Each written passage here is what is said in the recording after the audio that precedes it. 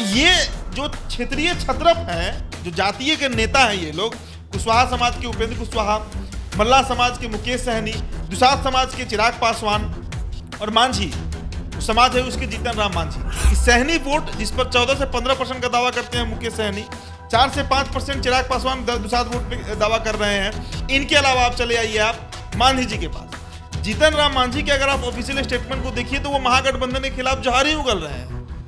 ये कहना कि मेरा बेटा नेट क्वालिफाइड है, प्रोफेसर है और वो उस व्यक्ति को बैठाकर पढ़ा सकता है जिसको नीतीश जी सीएम बनाना चाह रहे हैं, जहर उगल रहे हैं। मुकेश सहनी को ये सिक्योरिटी क्यों दिया गया? हमने पहले भी ये खबर चलाया था कि मुकेश सहनी की बात दिल्ली में चल रही है। जो संजय जायसवाल के आवास पर दिल्ली में बैठक हुई थी आज से 10 दिन पहले, उसमें मुकेश सहनी और जीतन राम मांझी के नाम पर चर्चा हुआ है। तो मांझी जी भी निकट भविष्य में एनडीए में शामिल होने जा रहे हैं। इस पर भी अब मुहर लगभग लग चुकी है।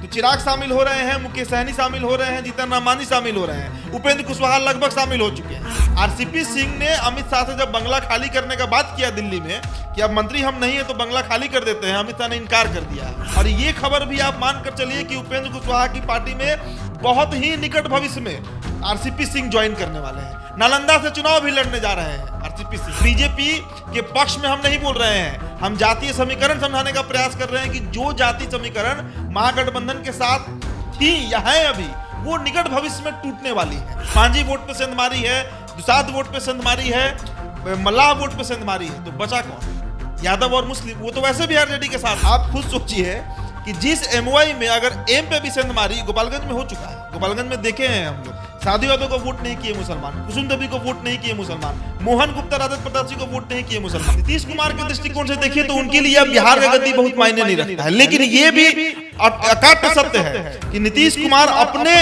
जीवन काल में बिहार की गद्दी किसी को देने नहीं जा रहे स्वेच्छा से। नमस्कार, आप देख रहे हैं द बिहार टॉप। मैं हूं आदेशपुरी, हमारे साथ हैं हमारे सहयोगी उदित तारियान और हम चर्चा करेंगे 2024 को लेकर। हालांकि बिहार में राजनीति अभी से ही गर्म हो गई है और 24 के चुनाव से पहले बिहार के मुख्यमंत्री पद के लिए जो है वो बवाल कहें, विवाद कहें, शुरू हो चुका है। इन सब के बीच में आपको बताएं कि नए नए समीकरण बन रहे हैं और बीजेपी जो है वो एक नया समीकरण गढ़ रही है ताकि वो 2019 में नीतीश कुमार की भरपाई कर सके और 24 में नीतीश कुमार और लालू यादव एक साथ रहें तो उनका मुकाबला कर सके और 2019 वाला परफॉर्मेंस लोकसभा चुनाव में कर सके। इसके लिए तरह तरह की प्लानिंग की जा रही है, संभावनाएं व्यक्त की जा रही हैं, नेताओं को अपने तरफ मिलाया जा रहा है। उदीप्त से ही बात करेंगे। उदीप्त, जो नीतीश कुमार की मजबूती है उसे बीजेपी कैसे अपने तरफ खींचने का प्रयास कर रही है ताकि 2019 वाली स्थितियां फिर से बनाई जा सके? देखिए, सबसे पहले तो एक बात अब नीतीश कुमार को भी स्पष्ट हो चुका होगा कि अब बीजेपी उनको वापस लेने की मूड में नहीं है। अगर वापस लेने के मूड में रहती तो इतनी रणनीति नहीं बनती, नीतीश कुमार से बातचीत होती, संवाद होता या नीतीश कुमार के आगे पीछे बीजेपी करते रहती। आप बिहार की सभी पार्टियों का हम चर्चा करेंगे इस वीडियो में। जितनी पार्टियां हैं, चाहे वो छोटी हो बड़ी हो, छोटी बड़ी मैं पार्टी नहीं मानता, पार्टी पार्टी होती है। जीतन राम मांझी के पास भी इतना वोट जरूर होगा कि हर विधानसभा पर अगर अपने प्रत्याशी उतारा तो 2-4 हजार वोट वो ला देगा। उनकी जाति का वोट तो होगा उनके साथ। आप नीतीश कुमार जो पिछले साल अगस्त में जो वो पलटी मारे, उसके बाद बीजेपी ये बात भांप गई, इस बात को समझ गई कि अब 2024 के लिए ही नहीं, आगे की तब जब तक राजनीति बिहार में करना है तब तक जदयू को अब साइड करके ही हम राजनीति करेंगे, नुकसान सह लेंगे लेकिन नीतीश कुमार के साथ नहीं जाएंगे। और लास्ट में विनोद तावड़े ने तो वो बात कह भी दिया और उसके अगला दिन फिर नीतीश कुमार जान जाने वाला कसम भी खा लिए। लेकिन बीजेपी किसी स्थिति में, नीतीश कुमार हो सकता है प्रयास करे भविष्य में, क्योंकि इनकी स्थिति भी जो महागठबंधन में है वो छीछा लेदर ही हो रहा है। अब बीजेपी नहीं मानेगी। बीजेपी नीतीश कुमार पर अब फुल स्टॉप लगा चुकी है, कॉमा नहीं है, ये फुल स्टॉप है। अब समझिए कि बिहार में समीकरण क्या बन रहा है। देखिए, 2024 का जो लोकसभा होगा उसको तो साधना है भाजपा को, क्योंकि बिहार, उत्तर प्रदेश, झारखंड मिला के 134 सीट होता है और ये तीनों हिंदी पट्टी का गढ़ कहा जाता है, झारखंड, बिहार और उत्तर प्रदेश। झारखंड में इनकी स्थिति सही है, खराब नहीं है। यूपी में तो इनकी बल्ले बल्ले है बीजेपी की, योगी ही बैठे हुए हैं वहां पर। और अभी जो इंडिया टुडे सर्वे जो रिपोर्ट आया उसमें भी 80 में 65 सीट बीजेपी को दिया गया। तो मतलब अगर अच्छा परफॉर्म की तो 70 तक जाएगा, 72 भी हो सकता है, और अगर खराब परफॉर्म की तो 65 तक जाएगा। टेंशन बिहार के लिए है बीजेपी को लेकर। अब बिहार में देखिए, बिहार में अगर नीतीश कुमार, लालू प्रसाद यादव और ये तमाम लोग एक साथ आ जाएंगे तो ये बात सर्वमान्य है कि अति पिछड़ा वोट और दलित वोट इनके साथ है। दलित में तो पूरा नहीं कहा जा सकता है, लेकिन अति पिछड़ा ओबीसी, जिनकी आबादी ये लोग 40-50% बोलते हैं, वो नीतीश कुमार और लालू प्रसाद यादव के साथ है। उसमें सेंधमारी करना है, और कैसे करना है आपको नाम हम गिनवाते हैं। चिराग पासवान ले लीजिए, दुसाध वोटर 4% से 5% बीजेपी के साथ आ जाएगा चिराग के आते ही। Z+ सिक्योरिटी उनको दे दिया गया। कल एक और नेता को दिया गया है Y+ सिक्योरिटी, दिया गया है ना, Y सिक्योरिटी। मुकेश सहनी की हम बात कर रहे हैं। मुकेश सहनी को यह सिक्योरिटी क्यों दिया गया? हमने पहले भी यह खबर चलाया था कि मुकेश सहनी की बात दिल्ली में चल रही है। जो संजय जायसवाल के आवास पर दिल्ली में बैठक हुई थी आज से 10 दिन पहले, उसमें मुकेश सहनी और जीतन राम मांझी के नाम पर चर्चा हुआ है, और उसके बाद से ही जीतन राम मांझी अपने बेटा को मुख्यमंत्री बनाने का राग अलाप रहे हैं। उसके बाद से आप मुकेश सहनी को ऑब्जर्व कीजिए, पिछले 2 महीना से एक भी बयान मुकेश सहनी का बीजेपी के खिलाफ नहीं आया है। अब 2 महीना 3 महीना उठाकर देख लीजिए, तो साफ इंडिकेशन है कि सहनी वोट, जिस पर 14 से 15% का दावा करते हैं मुकेश सहनी, 4 से 5% चिराग पासवान दुसाध वोट पे दावा कर रहे हैं। इनके अलावा आप चले आइए आप मांझी जी के पास। जीतन राम मांझी के अगर आप ऑफिशियल स्टेटमेंट को देखिए तो वो महागठबंधन के खिलाफ जहर ही उगल रहे हैं। ये कहना कि मेरा बेटा नेट क्वालिफाइड है, प्रोफेसर है, और वो उस व्यक्ति को बैठाकर पढ़ा सकता है जिसको नीतीश जी सीएम बनाना चाह रहे हैं, जहर उगल रहे हैं। तो मांझी जी भी निकट भविष्य में एनडीए में शामिल होने जा रहे हैं, इस पर भी अब मुहर लगभग लग चुकी है। तो चिराग शामिल हो रहे हैं, मुकेश सहनी शामिल हो रहे हैं, जीतन राम मांझी शामिल हो रहे हैं, उपेंद्र कुशवाहा लगभग शामिल हो चुके हैं। अब तो खबर आज ये भी आ गया कि अमित शाह की रैली में मन साझा करेंगे, उसके बाद चंपारण में यात्रा शुरू करेंगे, पूरे बिहार का भ्रमण करेंगे और नीतीश कुमार के खिलाफ माहौल बनाएंगे। उपेंद्र कुशवाहा के साथ क्या फैक्टर है भाई? हमने पहले भी कहा है, फिर कह रहे हैं, 2020 में जितने विधानसभा से इनके प्रत्याशी चुनाव लड़े, 35,000 वोट तक आया है मेरे जिला बक्सर में। बक्सर में एक विधानसभा सीट पर उपेंद्र कुशवाहा के प्रत्याशी को जब वो अकेले लड़ रहे थे रालोसपा से, तो 35,000 वोट आया था। 8,000, 10,000, 15,000, 20,000, 25,000 तक वोट आया है। तो ये जो क्षेत्रीय छत्रप हैं, जो जातीय के नेता हैं, ये लोग कुशवाहा समाज के उपेंद्र कुशवाहा, मल्ला समाज के मुकेश सहनी, दुसाध समाज के चिराग पासवान और मांझी तो समाज है उसके जीतन राम मांझी, ये गणित बीजेपी। और देखिए बीजेपी का स्ट्रेटेजी है जो है ना, वो पटना में बे में बैठकर नहीं बनता है, वो बनता है नागपुर या दिल्ली में, और उसको इंप्लीमेंट किया जाता है बिहार में। बिहार बीजेपी पे यहाँ पे जितने भी नेता आप नाम ले लीजिए, किसी का सम्राट चौधरी, विजय सिन्हा, किसी का नाम आप ले लीजिए, ये लोग बस इंप्लीमेंटेशन का काम करते हैं। ठीक उसी तरह जैसे फैसला नीतीश कुमार लेते हैं, उसको लागू उनके अधिकारी करवाते हैं। ये अधिकारी के रोल में है बीजेपी में, आप जितने भी लोग हैं। तो ये तमाम लोग आप नाम रख लीजिए, मुकेश सहनी, चिराग पासवान, जीतन राम मांझी, उपेंद्र कुशवाहा। एक और बात बता दे रहे हैं, आरसीपी सिंह का खबर आपने किया।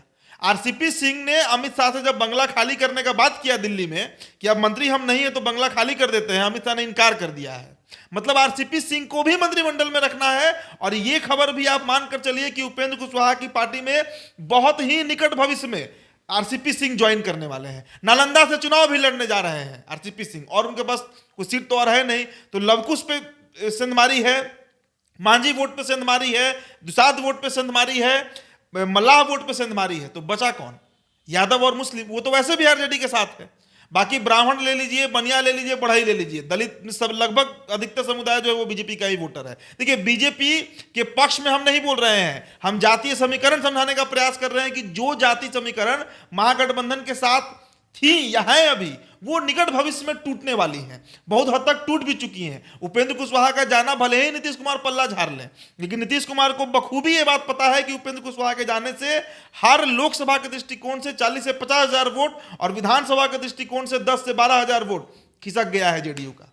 तो यही समीकरण बिहार में बन रहा है आदेश जी, और बीजेपी फुल फ्लेश प्लानिंग में है। देखिए आप ही ने बताया था कि लोकसभा का चुनाव और बिहार विधानसभा का चुनाव में अंतर क्या होता है। बीजेपी का मोटिव है बिहार से 40 में 35 सीट, विधानसभा में भले सत्ता नहीं आए, बहुत बड़ा नुकसान बीजेपी को नहीं होता है, लेकिन नरेंद्र मोदी के कॉस्ट पर बीजेपी बिहार को लूज नहीं कर सकती है, कभी लूज नहीं कर सकती है। उसके लिए गणित बैठेगा ही बैठेगा। और एक बात और, ये जो गणित बैठ रहा है मुकेश सहनी का, मांझी जी का या चिराग पासवान का, ये अब 2025 के विधानसभा में भी काम करने जा रहा है बीजेपी के लिए। आप एक साधारण सा आप एग्जाम्पल लीजिए, गोपालगंज विधानसभा, जो उपचुनाव हुआ, वहां पर आरजेडी क्यों हारी? 1200-1300 वोटों से हारी, सिर्फ इसलिए कि मुसलमान उनको वोट नहीं दिए।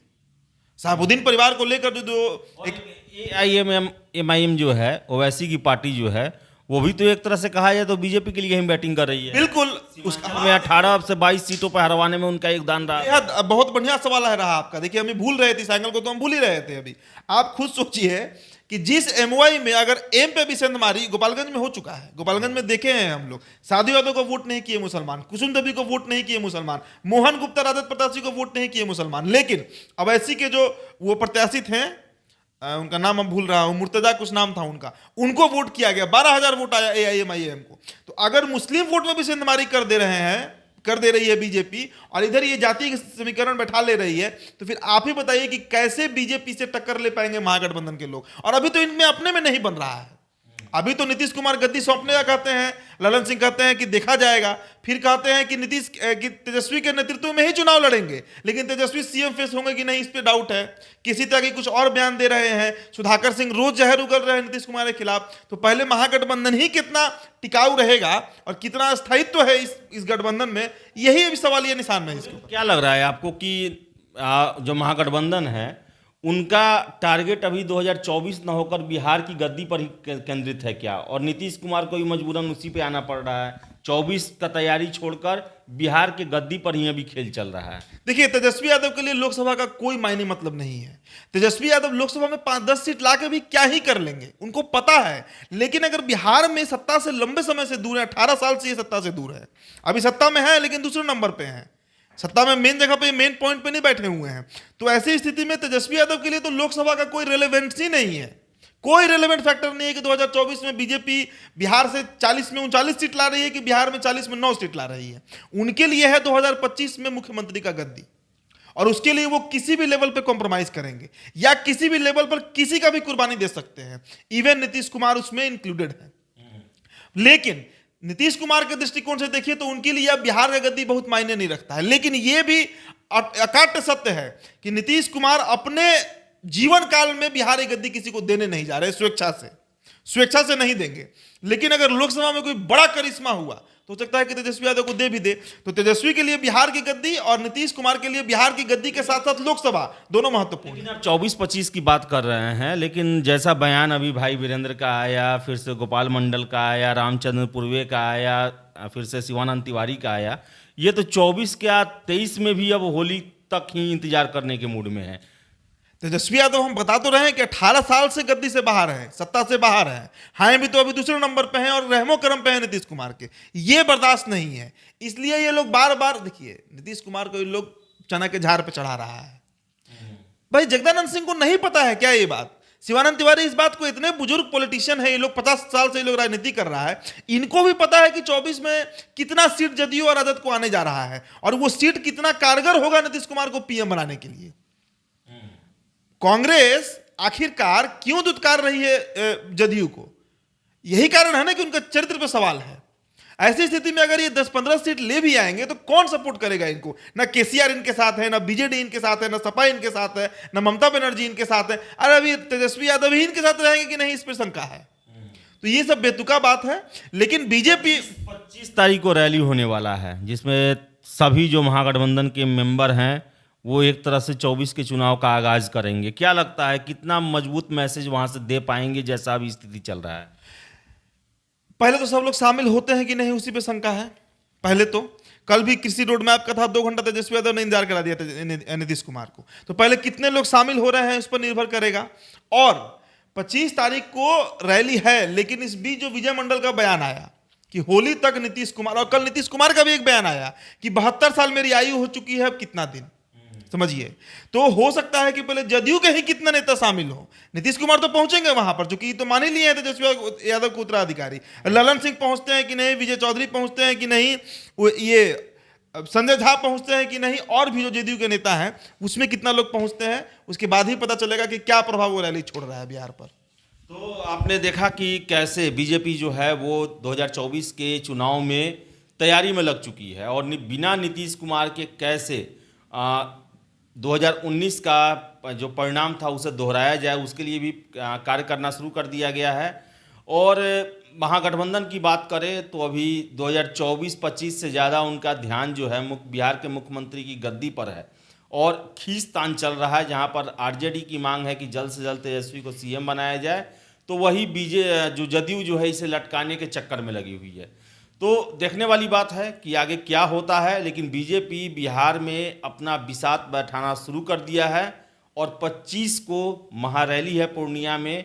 उस दिन पता चलेगा कि कितना मजबूत है महागठबंधन और कितना विश्वास है उनके नेताओं के बीच में। तो फिलहाल इस वीडियो में इतना ही। चर्चा अगर आपको अच्छी लगे तो लाइक शेयर करें, हमारे चैनल द बिहार टॉप को फॉलो करें, सब्सक्राइब भी कर लें। बहुत बहुत धन्यवाद।